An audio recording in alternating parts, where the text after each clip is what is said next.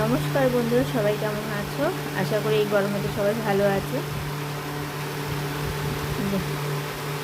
তোমরা দেখতে পাচ্ছ আমার বড়মশাই এখন পান্তা ভাত নিয়ে বসেছে খেতে। আর এই গরমের দিনে পান্তা ভাত দারুণ লাগে। কী কী নিলে? আলু ভাজা, কাঁচা লঙ্কা, পেঁয়াজ কোথায় তোমার? এই তো পেঁয়াজ।